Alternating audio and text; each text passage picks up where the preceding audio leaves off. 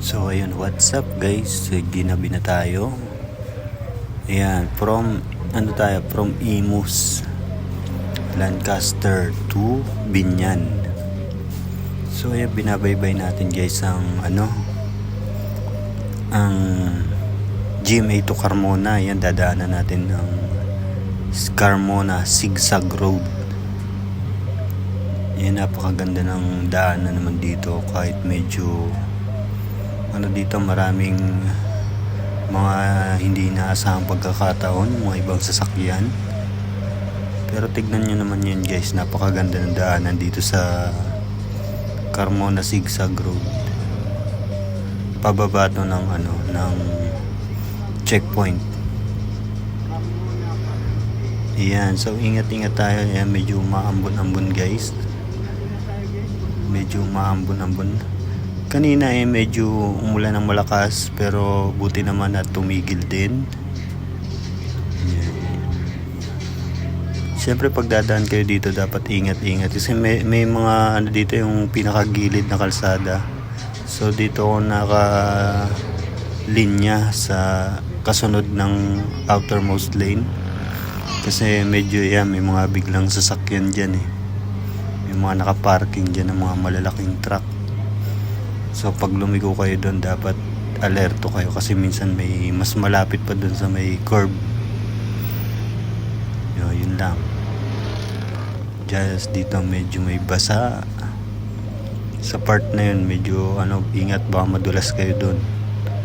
Lalo na kung kayo ay nakamotor. Yan. Yan, takbo natin dito guys ay tumatakbo tayo ng 130.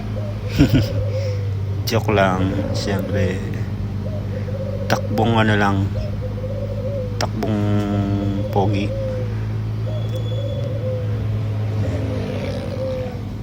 Dahan-dahan din, pati yung mga nakamotor dyan, dahan-dahan lang din sila kahit na makinis yung daan. Ayun guys, napakaganda ng daanan dito, makinis. Tsaka may ilaw sa may ilaw sa gilid, and mga lining niya pagkahati-hati may ilaw. O diba? Nandito lang yan sa may Carmona pagpataas kayo ng GMA.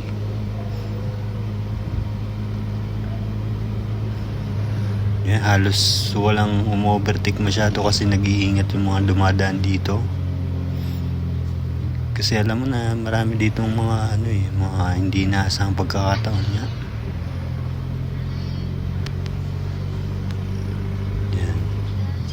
Tsaka dito sa part na to, ayan, biglang kikipot yan. Putol niya yung pinakagilid na kalsada dyan. Yan. Alright.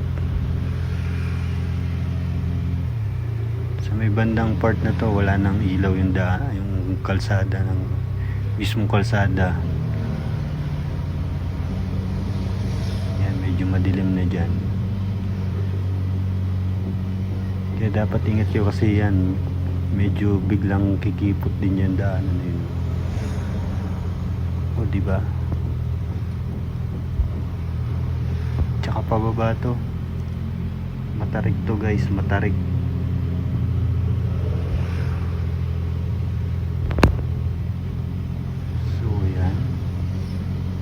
Pinakalas na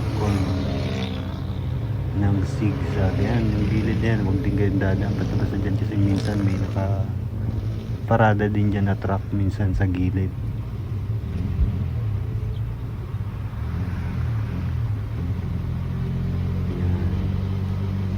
Alright, hanggang dyan lang guys.